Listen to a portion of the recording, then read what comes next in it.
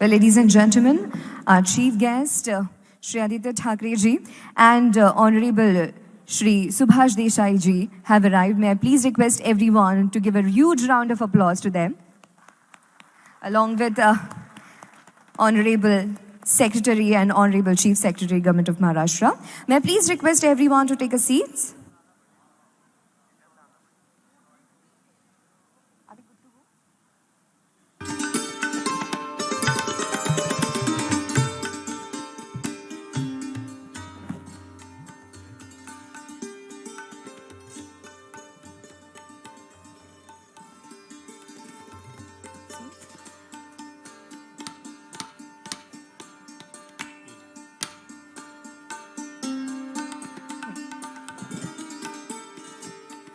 All right. Namaskar. Namaskar. Suswagatam. A very good morning and a very, very warm welcome to all our dignitaries, honorable ministers, honorable senior officials, and all our Secretary of Government of India, Honorable Chief Secretary of Government of Maharashtra. On behalf of Government of India, the Department of Administrative Reforms and Public Grievances, and the Ministry of Electronics and Information Technology, in collaboration with Department of Information Technology, Government of Maharashtra. I'm your host, Mayuri Malankar, and it gives me immense pride in welcoming all of you to the 23rd National Conference on E-Governance being held in Amchi, Mumbai. Well, ladies and gentlemen, can we begin this event with a huge round of applause, please? Well, ladies and gentlemen, this 23rd e-governance is aimed at providing a platform to all the practitioners, all the public policy makers, all the industry leaders, the academicians, to share, discuss, and exchange views and experiences relating to the various e-governance initiatives. With this note, I want all of you to join me in welcoming an honorable chief guest, Shri Aditya Thackeray ji, Honorable Minister of Environment, Tourism and Protocol, Government of Maharashtra. Ladies and gentlemen, a round of applause. Honorable Shri Subhash Desai ji, Honorable Minister of Industries and Mining, Marathi Language, Government of Maharashtra. Our Honorable Dr. Chhatrapati Shivaji IS, Secretary, Department of Administrative Reforms and Public Grievances, Government of India. Honorable Shri Ajay Prakash Sone, IS Secretary to the Government of India, Ministry of Electronics and Information Technology. Honorable Shri SVR Srinivas, Principal Secretary to the Government of Maharashtra, Department of Information Technology. Well, ladies and gentlemen, before moving ahead, before every auspicious occasion, we light a lamp in our Indian culture. Well, light and brightness has always been equated with the positivity and motivation, and is seen as a harbinger of positivity and a good. To start us off on an auspicious note, may I please request all our delegates, all the dignitaries on the stage, to please come forward for the lamp lighting ceremony. Ladies and gentlemen, may I please request everyone to come forward for the lamp lighting ceremony.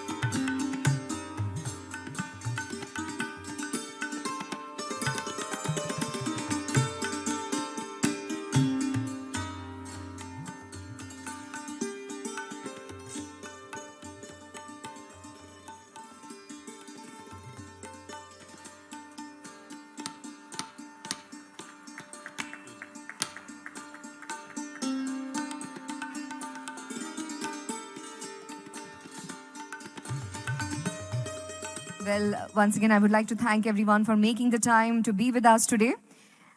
Proceeding with the felicitation ceremony, now may I request Shri Srinivas to present the flowers and the memento to our Honorable Minister.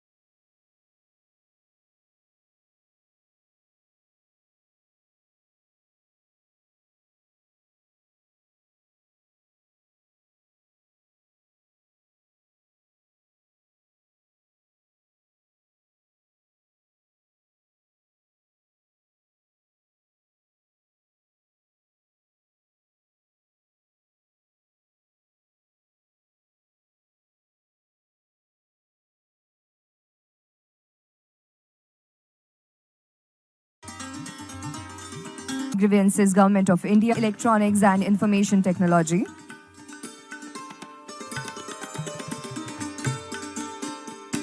May I request Srinivas ji to present the shawl and the bouquet to Dr. Chhatrapati Shivaji, IAS Secretary, Government Department of Administrative Reforms and Public Grievances, Government of India.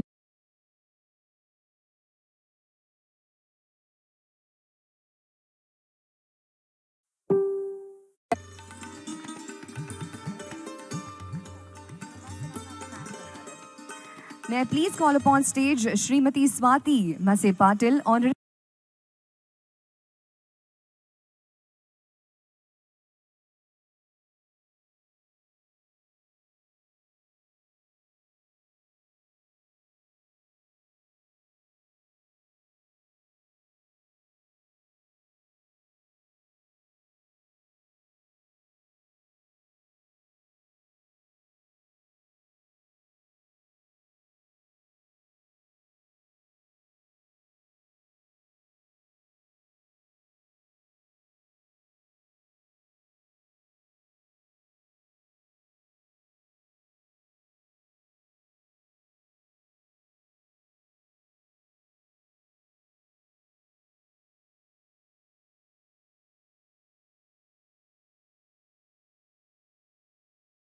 And Secretary Mighty, Electronics and Information Technology, Sri Ajay Sani sir.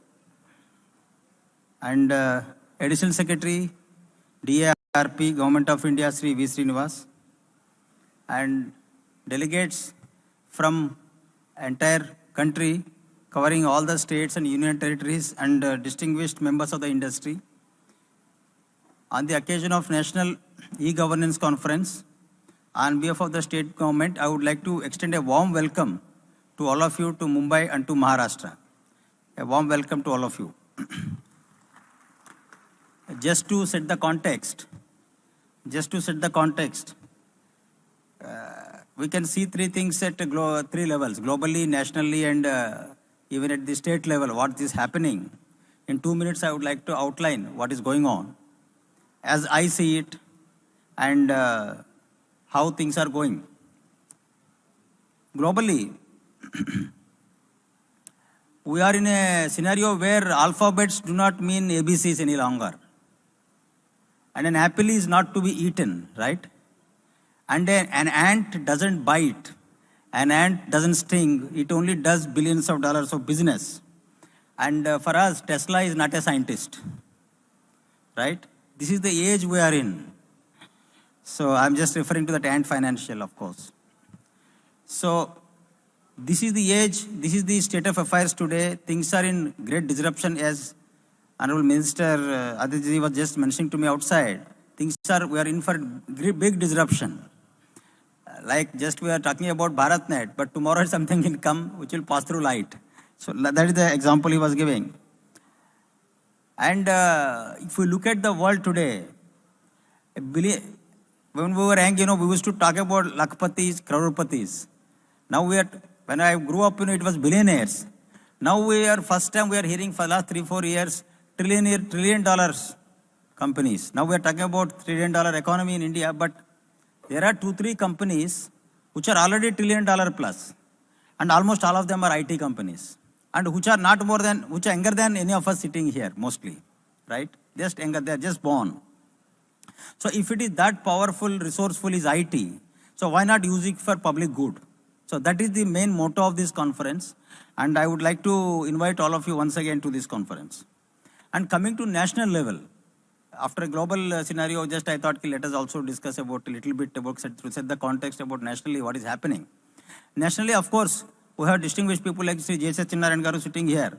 So we are in the digital India. The fourth pillar of the digital India is the national e-governance, right? That is the fourth pillar. It includes, of course, the famous India Stack, the world's largest API, which is presence-less, paperless, cashless, and consent. This is what we talk about: paperless, presence-less, cashless, and consent-based architecture. And again, coming to these acronyms, we speak of JAM, right? JAM is Jandan, Aadhaar, and Mobile. And this is the state of affairs, and this is how the things are in a flux, and we are going into a higher trajectory. And if this is the context and architecture that India has built, and now I come to our level where the states are working, and about Maharashtra in particular. In Maharashtra, I would like to inform the Secretary Mighty also that we are spearheading cloud in a big time. We are the first state to come out with a cloud policy, and we are going into public cloud, VPC, and government community cloud. Mr. Goyal is sitting here. So second is we are big time into fintech, of course. Bombay being the financial capital, and so much so that nowadays we talk. I was referring to Ant. Ant is bigger than State Bank of India in terms of its resources. It is just a few years startup, which is bigger than State Bank of India. So this is the disruption we are talking about in fintech.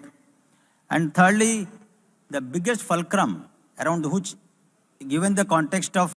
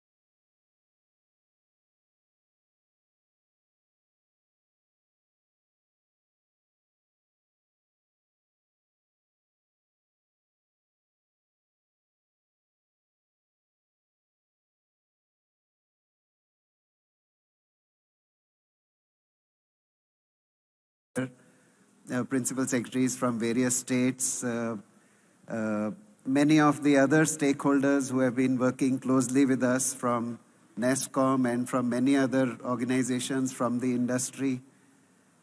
It's great to be present here. This is the 23rd National Conference on e-governance. I think I've been a part of this series of conferences almost right from the beginning, when it started in Hyderabad long back. Over a period of more than 2 decades, I think we have ended up implementing a large number of projects in e-governance, almost in every domain. Today, there is no area of governance in which we do not have projects which are providing convenient services to citizens. However, still, if you look at it from the point of view of a farmer, the large number of projects that provide services around soil health card, around seeds, fertilizers, pesticides, around irrigation, around groundwater, around crop loans, around crop insurance, these are all still separate windows. One of the very key imperatives today is to bring these together into public digital platforms so that the farmers, just as an example, the farmers are able to get all the services in a harmonized manner without having to knock at different doors or open different windows for different services. So the very first imperative as we move forward is to make use of the enterprise architecture concepts, make use of open APIs, and knit together or weave together all our projects into nationwide digital platforms. We've had tremendous success with some of the very first public digital platforms that have come into place in India. Platforms like Aadhaar, platforms like the Unified Payments Interface for financial services, platforms like GSTN, the government e-marketplace, platforms like the public finance management system, also the emerging platforms like the interoperable criminal justice system, the logistics, the nationwide logistics platform, and now hopefully we will soon be having platforms around agriculture, education, around healthcare, which will help us move very rapidly on top of the huge base that we have been able to build. The second major theme, which again gets highlighted in this conference as well, is that of use of emerging technologies. It is no longer the existing technologies that we have been using for the past couple of decades, which are important at this point. We see huge advances year on year in data analytics, in moving forward to use of techniques of artificial intelligence, in use of blockchain, in use of augmented and virtual reality, in the use of, in extensive use of cloud, in extensive use of the social media technologies and platforms which are already available, and increasingly in making use of devices with IoT. And as 4G and 5G, move deeper into our ecosystem, there's even greater opportunity to make use of these.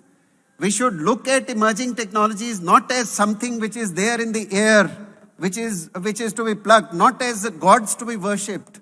We should look at all of these as tools to be deployed, and tools to be deployed right on top of what we have already done. It is the huge base of projects that have already been implemented that forms the bedrock of what we want to do next. And what we want to do next is to be able to apply each one of the emerging technologies very systematically to improving governance, to improving the delivery of services to people, to ensuring participation of everyone in the processes of governance. In all of this, the role of startups, the role of the industry becomes very important. And we have seen a number of centers of excellence emerge, which are helping us to involve startups and the industry in all of our processes and use their energy to make us move even faster. In all of this, I would first of all like to compliment Maharashtra and this city of Mumbai for playing a lead role in many of these processes, in having been a very active player in bringing e-governance services to everyone, in taking a lead in attracting the fintech, the new age fintech companies, in also today taking the lead in establishing a test bed, a sandbox for blockchain. And it's really an apt location for us to meet, to learn from what has been done in Maharashtra. We have a number of states here today who will also be presenting their successes, their experiments with use of the new technologies, new techniques. And they will be sharing with us the methods that they have used, which can be an example for all of us to emulate. Once again, I would like to express my delight at being present here today at the 23rd National Conference on E-Governance. I hope that this will prove to be extremely fruitful for all of you who are here. Thanks a lot. Thank you for involving me in this program. Thank you.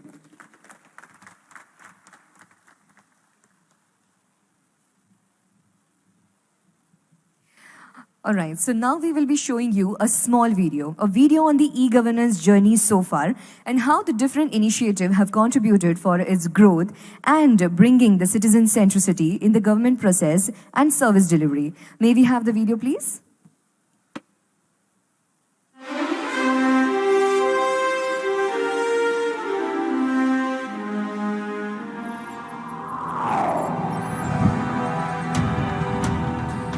ये digital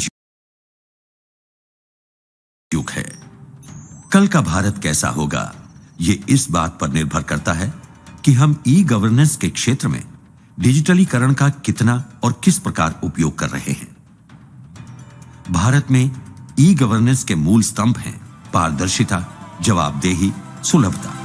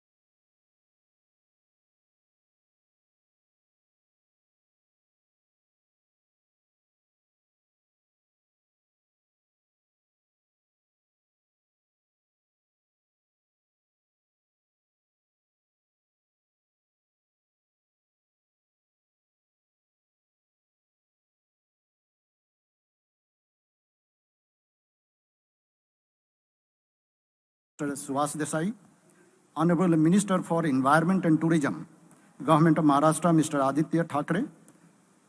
Chief Secretary is going to join shortly, Mr. Ajay Mehta. Secretary Electronics and IT, Government of India, Mr. Ajay Prakash Sahni. Mr. V. Srinivas, Additional Secretary in Department of Administrative Reforms, Government of India. SVR Srinivas, Principal Secretary, IT, Government of Maharashtra. IT professionals, award-winning IT champions, e-gov stalwarts, and distinguished delegates, colleagues, and friends. Let me extend my very special welcome to both the honorable ministers, also our esteemed colleagues, friends, and every one of you at this momentous occasion in this most electrifying event of our nation for the 23rd National Conference on E-Governance. Today we have in this August gathering of more than 800 participants, which is considerably more than the previous event's participants. This is the testimony of the success, popularity, and reflection of formidable e-gov wave sweeping across every nook and corner of our country. Credit goes to you all. Congratulations. This event is taking place at the most appropriate time in the backdrop of the several unparalleled challenges and opportunities like ways to fuel the economic growth trajectory of our country. For this, there cannot be better catalytic agent than the IT and e-gov to drive efficiency and transparency in our production and administrative structure. We believe in productivity, not in activity, because the activity keeps us busy, while the productivity enhances the outcomes and outputs. At this juncture, venue for this event cannot be more suitable than the commercial capital of India and the state which houses eminent financial and business giants with exemplary track records. We have historic opportunity to catapult India as a major global socio-economic powerhouse by leveraging favorable economic ambience of shifting center of gravity of the world economy, along with the talent pool, which is also shifting from West to Asia. We have world's largest number of the digitally empowered, hard-working young population, bubbling with enthusiasm, filled with the digital passion, and more importantly, along with the intel inside, is still retained inside us. This is important. That's why Indians work with the heads, not with hands. It is unlike some cases where intel of the human has perhaps been shifted into the computers through the intel inside electronic chips.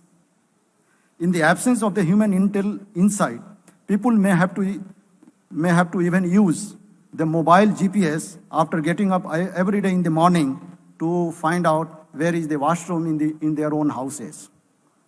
We are in the era where the kids are growing to utter first Alexa instead of traditionally calling Mama and Papa.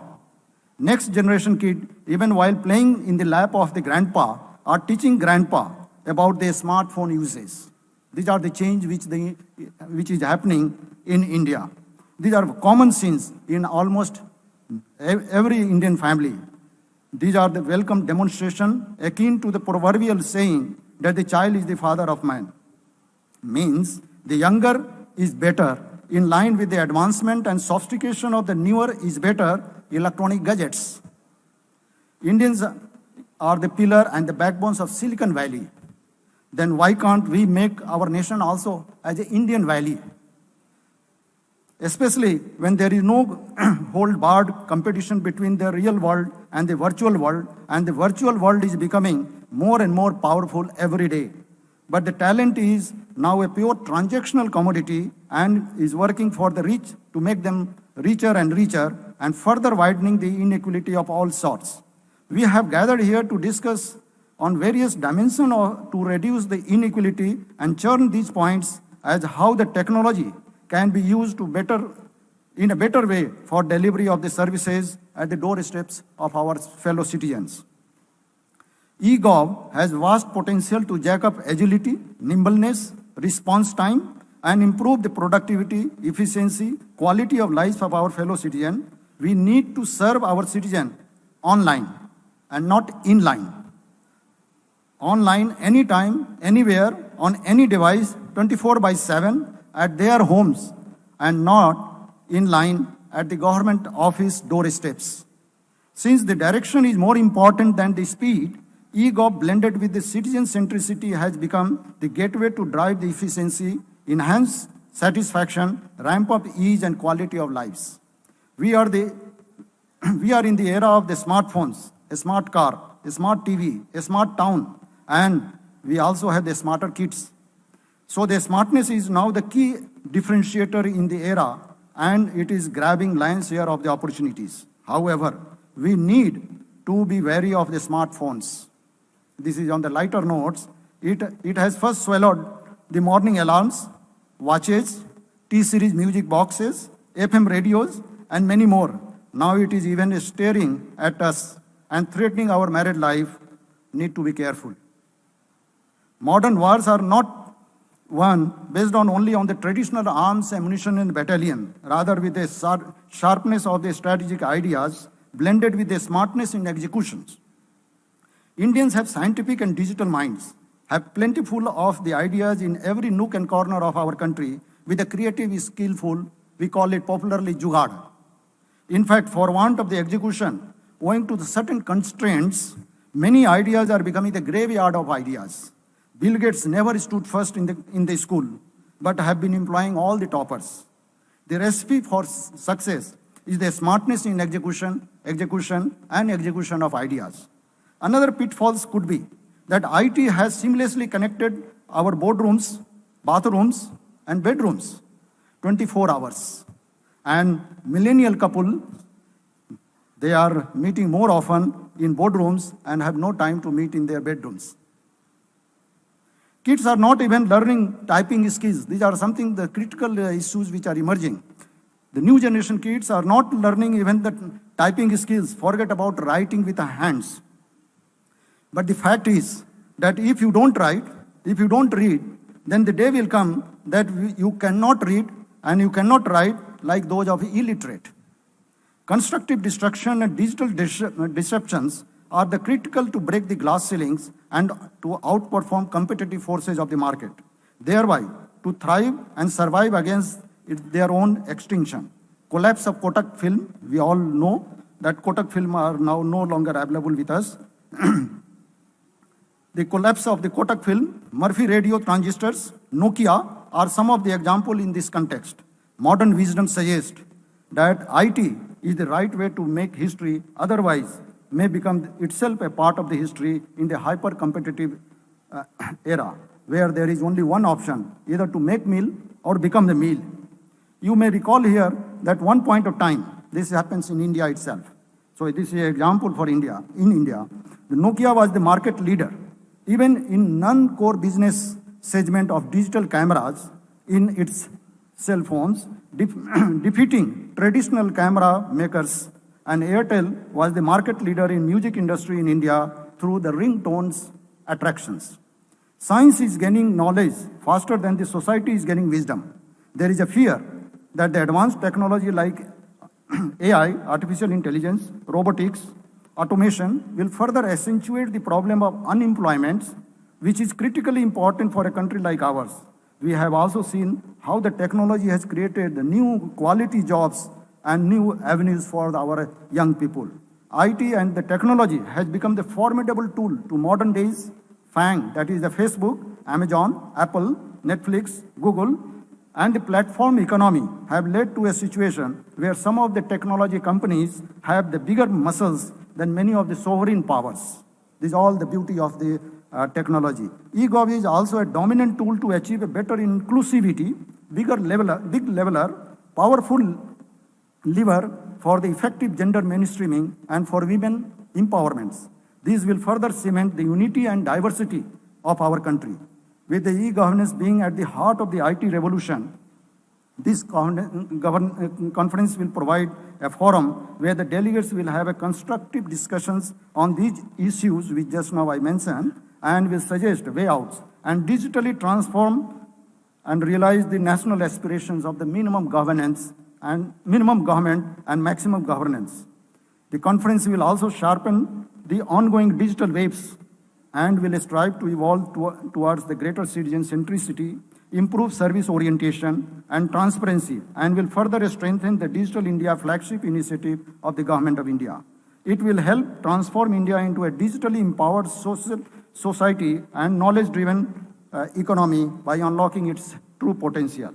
The conference is also engaged in a number of thought-provoking topics such as digital platform, digital economy, blockchain for the effective governance, service delivery, digital payments and fintech, digital service standard, including the release of the NASDA report, which is the first time in this country we are able to launch it, and including the interaction with the award-winning stalwarts, including the Ayushman Bharat, Sakun, the initiative from the J&K government, and many more. Before I conclude, I would like to compliment the team of the DRPG, team of the METI, and the last but not the least, the team of the Government of Maharashtra led by Honorable Ministers and the Principal Secretary IT Srinivas, who have relentlessly worked for organizing this event. I hope that the conference will be successful and meet the expectation of all of you all. Welcome you once again to this very important event, and thank you for listening me.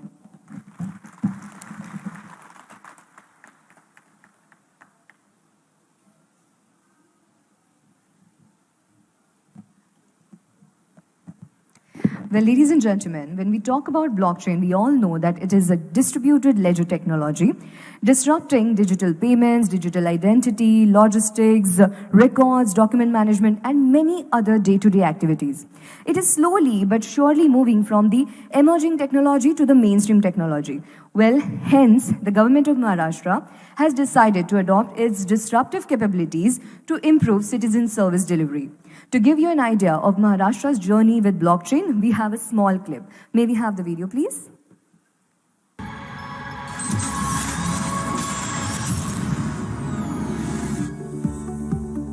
The government of Maharashtra has been a pioneer in adopting cutting-edge technologies for transforming e-governance. Among others, blockchain technology has seen a wider acceptance and adoption. Blockchain is a digital distributed ledger that stores information as secure, interlinked blocks, enabling peer-to-peer transactions. This makes the technology resilient and devoid of a single point of vulnerability. Any transaction that is updated into this ledger is validated by participants on the network, ensuring a single source of truth. It is almost impossible to modify an existing transaction on the ledger. This makes sure that the information stored is secure and tamper-proof.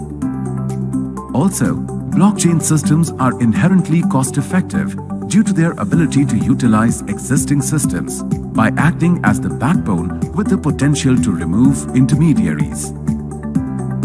The government of Maharashtra has taken several initiatives to adopt blockchain technology in e-governance. Phase 1 began with the formulation of the blockchain adoption strategy. Next, the government assessed and onboarded budding startups. Simultaneously, use cases of blockchain technology were identified which could potentially transform e-governance in the state. 4 of these use cases were conceptualized and demonstrated as proof of concept with the help of these startups. This was followed by the finalization of the blockchain architecture principles and implementation roadmap. Post the success of Phase 1, the government of Maharashtra realized the need for shared infrastructure to test and pilot blockchain networks, thereby reducing time and cost of implementation. Thus, the government kick-started Phase 2 with the development of India's first government-led blockchain sandbox, Mahashrunkhala. Mahashrunkhala is a ready-to-use multi-cloud sandbox that facilitates creation and testing of systems or products in a controlled environment before releasing to government. It ensures compliance with regulatory requirements and also provides services including Aadhaar verification and access to land records. Importantly, the sandbox is envisaged to be blockchain protocol agnostic. Sandbox is currently being piloted for implementing use cases which are transforming transport, health, agriculture, and finance departments in Maharashtra. With the necessary infrastructure in place, the state of Maharashtra is now moving towards regulating the adoption and use of blockchain by launching a first-of-its-kind statewide blockchain policy that will provide direction to make Maharashtra the first blockchain-powered state in the country. The government will continue to adopt emerging technologies to deliver its promise of improved governance and service delivery to its citizens.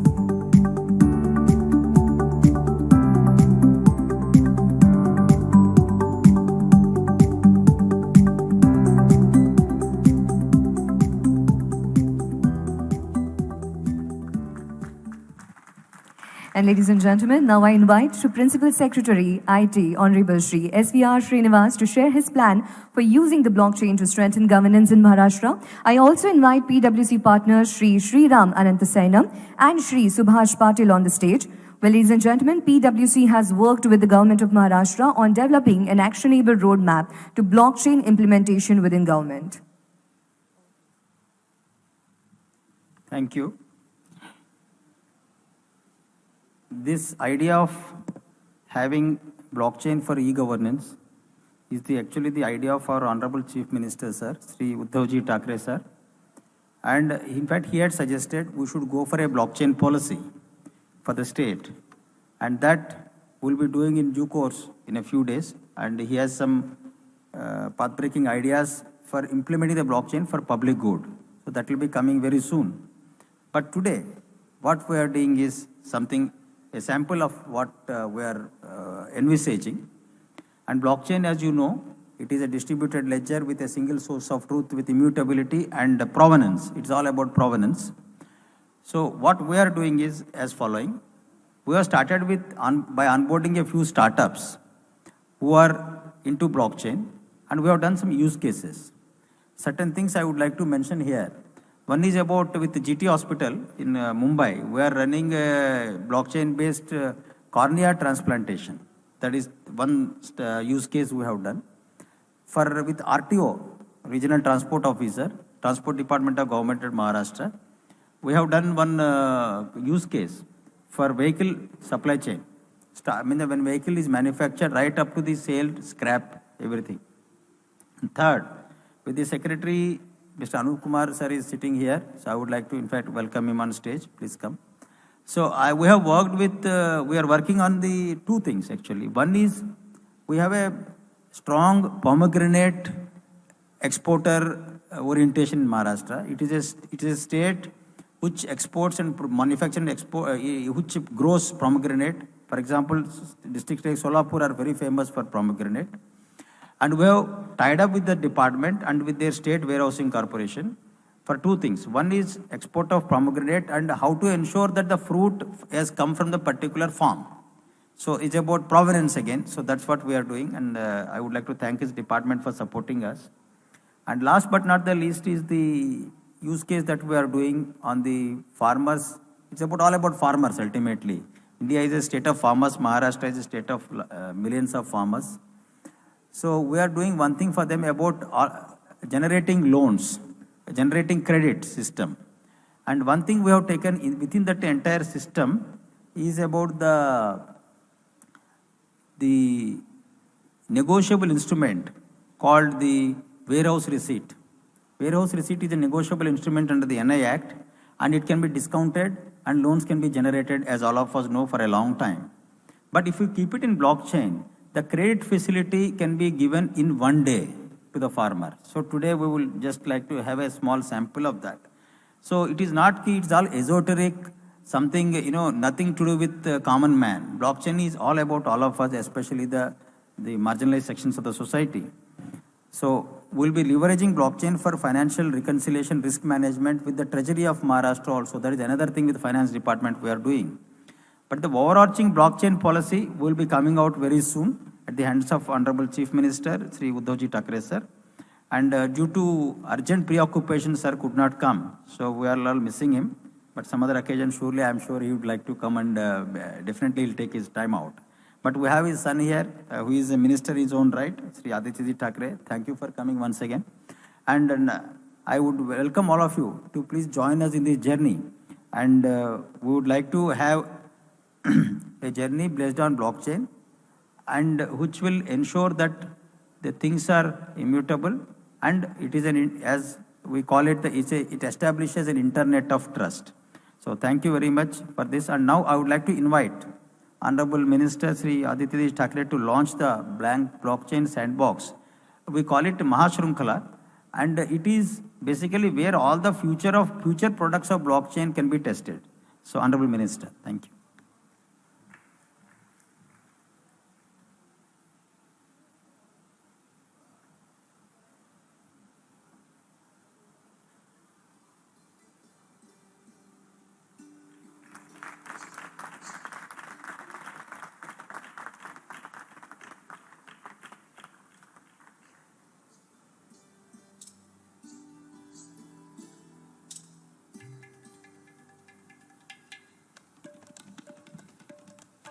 Now I would like to invite Honorable Minister to hand over. You would like to announce?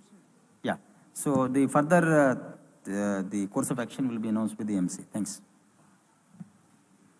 Once again, ladies and gentlemen, now I would request Principal Secretary IT, Shri SVR Srinivas, to hand over the login credentials for Mahashrunkhala Blockchain Sandbox to the Secretary MITI, Shri Ajay Sani, and Secretary DARPG, Dr. Chhatrapati Shivaji. Honorable Ministers,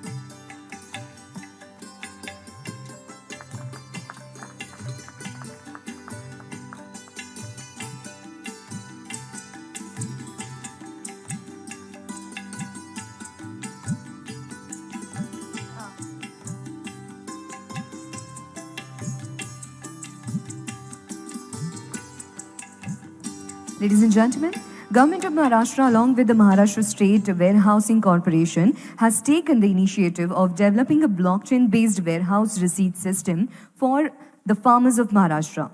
This will provide easy access to loan finance for farmers and increase their access to the market. I invite Honorable Shri Aditya Thackeray to present the first digital receipt issued in this system to Shri Subhash Rao Dattarao Surye, a farmer from Maharashtra.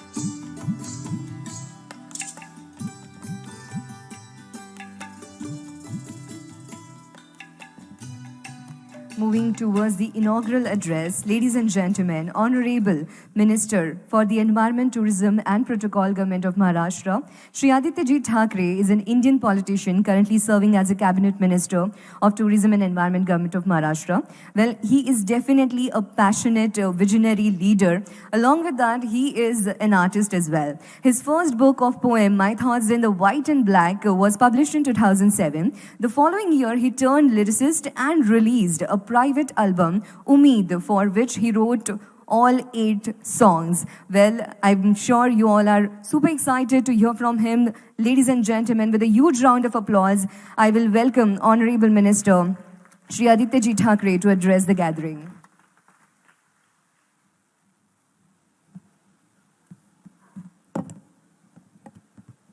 Thank you very much, Honorable Dais and distinguished members in the audience. Srinivas ji, thank you for inviting me here and inviting Desai Saab here. I think this is a brilliant gathering all of the best minds from the country in terms of what Digital India could be. But a couple of things as when I was listening to the speeches I was going through, 2-3 things that came to my mind. First of all, one of the biggest words we use when we talk of technology and when we talk of social media, when we talk of technology platforms is disruption. And rightfully so, the government that has been formed in Maharashtra, you know, all the cephalologists were saying something else, and this is truly a government of disruption. So, but I can assure you that the disruption is here to stay, and it's a good disruption. The other thing is, I believe this is the 23rd conference of e-governance. And someone told me, I think, Shivaji ji, you told me that I'm the youngest minister to address this conference. Yes, it's, I'm just 6 years, I'm only 6 years older to this conference. I'm only 29. And the third thing, Srinivas ji, you pointed out that IT department, the ministry, is the smallest in the government of Maharashtra. But there's one key thing we need to stress on, that the Chief Minister of Maharashtra hasn't kept any portfolios with him. He's only kept GAD, he's kept Law and Judiciary, which is supposed to be with the Chief Minister. And the only third department that he's kept with himself is IT. And I think that pretty much highlights how important IT is to Maharashtra. Congratulations on the initiatives that we've taken up. I think we've always been pioneers in technology. Maharashtra's internet reach, internet growth has been probably the maximum in the country. But I'm really happy to be present out here because last night when I was jotting down some points just to, you know, see what I can speak out here, e-governance is extremely essential and important in today's times. Of course, E stands for electronics. When we talk about e-governance, e-this, e-that, e-waste, it is electronics. It is about to do with something that is electronic. It is to do with something in your hands. But E also stands for ease of living and ease of governance. I think both ways, e-governance is very, very important. Ease of living, of course, because today is a time of home delivery. It is a time of calling everything on your mobile phone. So be it, you know, trying to satiate your hunger. If you're hungry, you call for something on Scootsie, you call on Uber, you call on something which is a platform on the phone. If you want to shop something, it is to do with Amazon, Flipkart, and so many other platforms where we can just sit at home and shop, sitting in a sofa or sitting in a bed, saying, okay, what do I want to call for today? Okay, I want to do this, I want to do that. I think this ease of living, it was extremely essential that we extended into governments. Governments today, of course, as a citizen, when I have to avail something, if I have to get something from a government, I would earlier have to go to a government office, stand in a line, make an application, then depending on the mood of the office, I would get it or not. Today, because of e-governance, it's so essential and it's so easy that everything comes home delivered, free of cost, and in a very simple and easy manner. Of course, accountability, transparency, and efficiency. These are three pillars which come into play. I think that is the role of e-governance. But of course, when we talk about transparency, when we talk about accountability, when we talk about the fact that today there is someone who is a neutral face, who is not dependent on his mood, not dependent on time. It can be 24 hours, it can be all the time, there is no government holiday, but the service is available 24/7, and whatever as a citizen I want, whatever as a citizen I demand, whatever as a citizen I require is in my hand, is on my screen, on be it a telephone, be it a mobile phone, be it on a computer screen or a laptop screen or an iPad. I believe that is where true democracy lies, because that is where the voice of the citizen is heard without filters and is responded to in a time-bound manner, in an efficient manner. That is what e-governance is all about. We as a country, we're the largest democracy in the world, and when we say that we're the largest democracy in the world, we truly must take the next step to become the largest e-democracy in the world, and I think this this conference is the beginning of being the largest e-democracy in the world. And why I stress on e-governance always is because of two reasons, which I have seen in my life. The first reason is that technology is a great leveler. There are no social divides in technology. I remember, Srinivasji, when I was in 2012, actually, we were battling a drought, and I traveled about 2 hours away from Mumbai. I had gone to a small hamlet, and we had taken water tankers along with us. We were filling water into the wells, and what I noticed was there were 3 wells. There were 3 wells. One was for one particular caste, the other was for a particular another caste, the third one was for a particular other caste. So 3 castes in that village, 3 different wells. So obviously we were filling water into all the 3 wells. There was not a single drop of water in any of the well, but we were divided into different castes and subcastes and religions. That was the divide there. But when I stood up on a platform to interact with the people of that village, I asked them just generally, how many of you have water? Nobody raised their hand. Then I asked them, how many of you have mobile phones? Everyone raised their hands. I asked them, how many of you have internet on your phones? Everyone had internet on their phones. So imagine, in a village 2 hours away from Mumbai, nobody had water in the year 2012, so that was 8 years ago, but everyone had internet. Then I asked, how many of you are on Facebook? Because that time Facebook was the biggest thing. Everyone, including the women in that village, were on Facebook. You had social divides in the village where each one couldn't go to another caste or religion's well and couldn't drink water from that. But every one of that person, every person from that village was a friend on Facebook. Which means there is no social barrier on internet, there is no social barrier in technology. I think this is the biggest win. And if we have to get rid of social divides, if we have to unite our country, if we have to get deliverance of governance to every person, irrespective of caste, creed, language, any barrier, I think technology is a great leveler there. The other is, like I said, technology is also a great disruptor. The Arab Spring that happened during 2011, 2012, that also happened because of technology.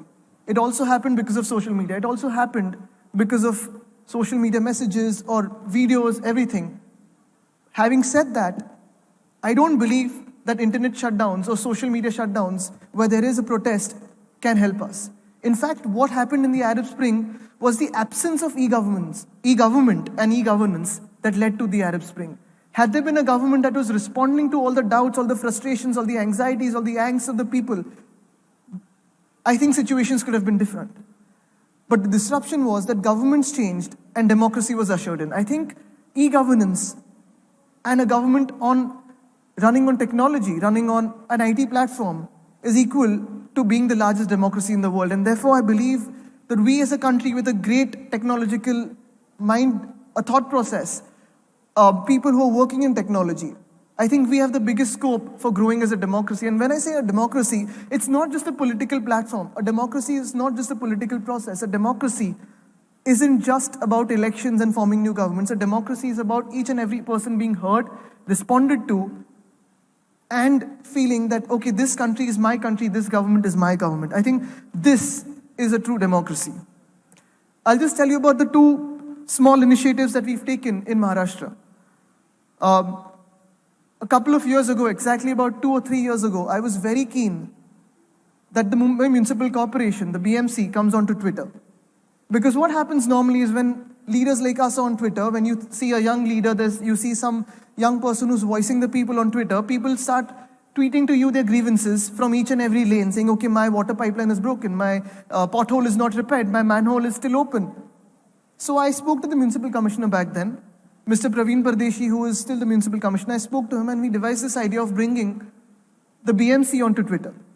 Today, a city like Mumbai, which is like none other, the highest density of population probably in India, probably more than 2 crore people living in a city like Mumbai.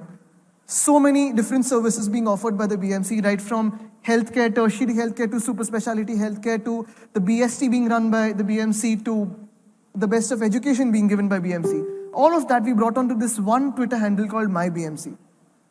And that gives me the biggest satisfaction at the end of the day, because when you open that handle at the end of the day, you can see a host of people, hundreds and thousands of people, tweeting to the BMC saying, okay, my footpath is being encroached by someone, my railing is broken, my garbage hasn't been picked up. And within 2 hours, the BMC responds to it, not just saying, okay, we will take care of your problem, but with a picture of the same problem being addressed to and saying, okay, your problem has been addressed.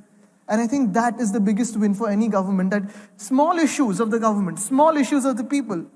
Because when we talk about a process isn't one way. It is not only just people to the government, but again, one of the biggest advantages we are achieving through this is when we have something like the coastal road being built. Of course, when a new big project is coming into a city, when a new big project is coming into a state, a lot of people have doubts about the project, about the environment, about any other clearance, about their own lifestyle that will change.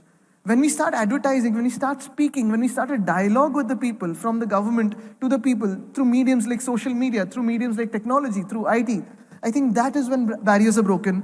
This is the biggest win of technology. And now, with the help of Srinivasji, who is heading the IT department, we are trying to bring the Chief Minister's office onto social media platforms and onto the internet, so that people who line up outside Mantralaya for hours and hours at end with one small application that they must have come from thousands of kilometers away, hundreds of kilometers away. Our dream is not to have those lines outside Mantralaya, but to deliver those services to their doorstep through internet and through IT platforms. I think that is what we are looking at as the next step.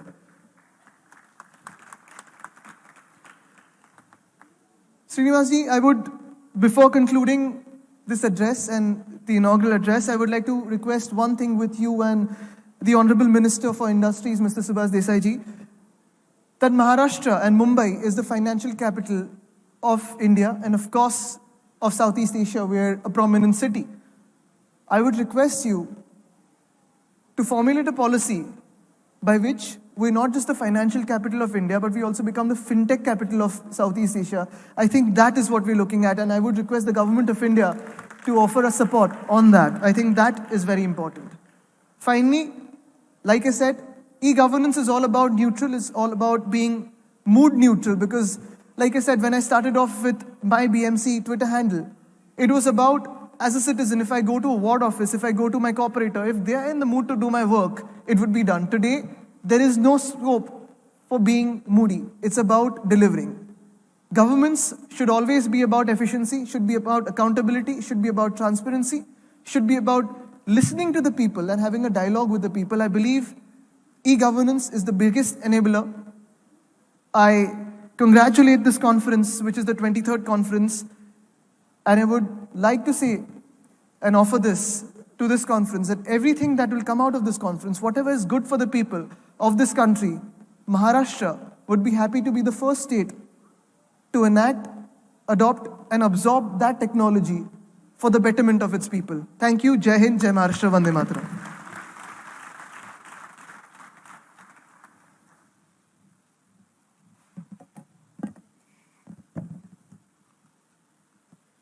And now I would like to request Shri Subhash Desai ji, Honorable Minister for Industries and Mining, Marathi Language, Government of Maharashtra, to address the gathering.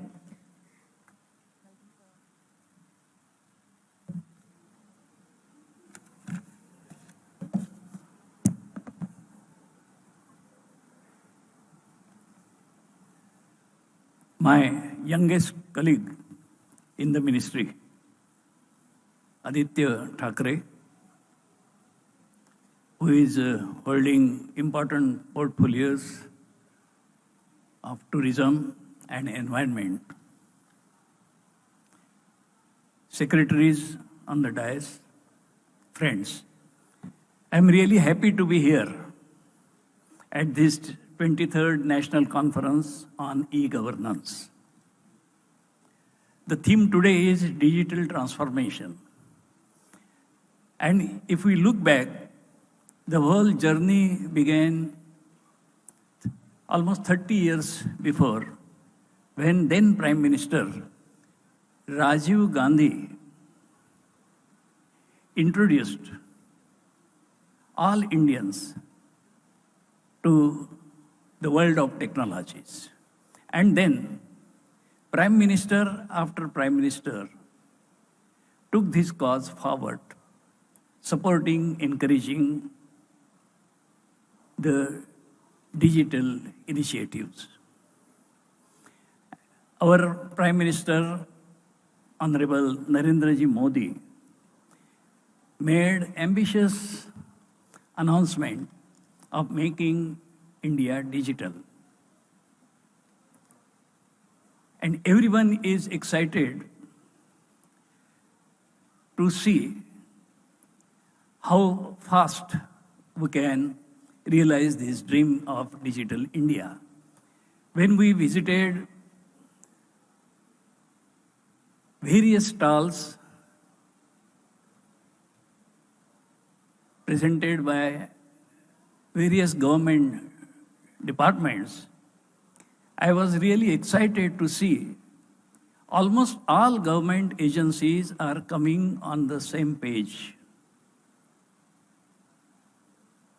And services to the citizens are extended through their digital initiatives. Maharashtra is leading in IT hubs in India, especially in the era of financial technology. My industry department introduced our new industrial policy, where the policy speaks a lot about Industry 4.0. Our Aple Sarkar is popular among the citizens across the state, and I would expect from the generation next. Of course, I have an advantage with my age. This age permits me to expect so many things. And I expect from the stakeholders who belong to the generation next to make the things simple. And I know making a thing simple is the most difficult task. But we must try to take these technological advantages to the last man in the remote village, to the farmer. And this becomes important when we introduce our loan waiver scheme through the digital softwares. Administrative reforms and public grievances are not two different concepts. When we achieve administrative reforms more and more, the public grievances get reduced more and more. Government of Maharashtra is engaged and has program, time-bound program, to achieve all our dreams. And I look forward to our new politicians led by Aditya Thackeray to realize our dream of e-democracy. I congratulate our Principal Secretary, IT, Mr. Srinivas, for launching blockchain sandbox today. With this new initiative, the government would be enabled and empowered to make our people more happy and satisfied. With these words, I once again thank the organizers for inviting me here, giving me this opportunity to share my few words with you. Congratulations, all the members of the team who organized this very, very important and relevant event. Thank you very much. Jai Hind, Jai Maharashtra.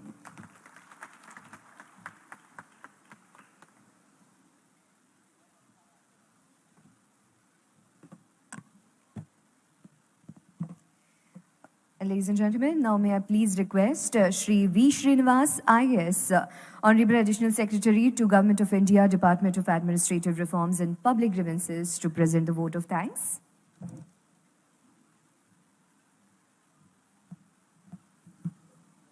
Respected Shri Aditya Thackeray ji, Shri Subhash Desai ji, Shri Ajay Prakash Sane ji, Dr. Chhatrapati Shivaji, Shri SVR Srinivas ji, in the audience, Shri J. Satyanarayana ji, Srimati Jaya Dubey, Shri Sanjay Goel, distinguished senior officials, delegates, leaders from the industry, representatives of media, ladies and gentlemen. I rise to propose the formal vote of thanks at the inaugural ceremony of the 23rd National Conference on E-Governance at Mumbai. At the outset, I'd like to express our profound gratitude to the Honorable Minister for Environment and Tourism, Government of Maharashtra, Shri Aditya Thackeray ji, for presiding over the inaugural session and inaugurating the exhibition with the theme India 2020, a digital transformation. I'd also like to thank the Honorable Minister of Industries, Government of Maharashtra, Shri Subhash Desai ji, for his kind presence and inspiring inaugural address. I thank Shri Ajay Prakash Sane ji, Secretary MIT, Dr. Chhatrapati Shivaji, Secretary DARPG for their addresses that have set the tone for the two-day conference. Also for their support and guidance throughout the process for the 23rd edition of the National Conference on E-Governance. Special thanks are due to Shri SVR Srinivas, Principal Secretary, Department of Information Technology, and his entire team for their tireless efforts in organizing this conference. Our numerous interactions over the past 3 months have been cordial, constructive, and mutually enabling. We have benefited from the numerous ideas that Government of Maharashtra brought to the table. I thank all the distinguished panelists who have consented to present papers on complex technical subjects and lead the conference discussions.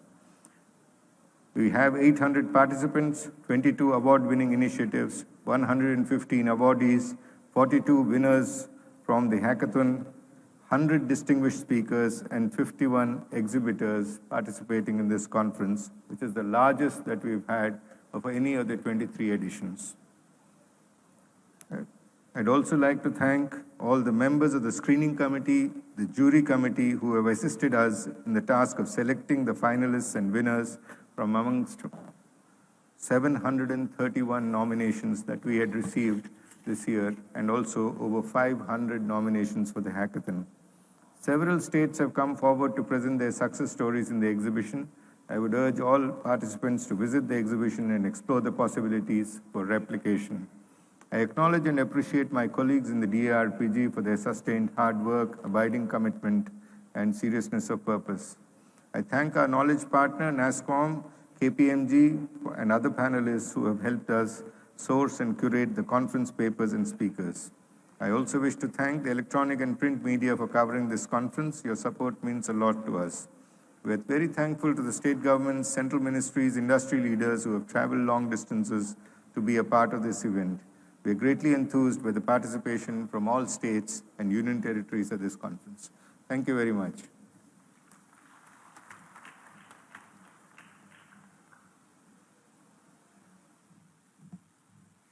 Well, once again, I would like to thank everyone for marking this event with your glorious presence. And now we will take a short tea break of 15 minutes, and we will resume here sharp at 12:15. Please enjoy your tea and coffee.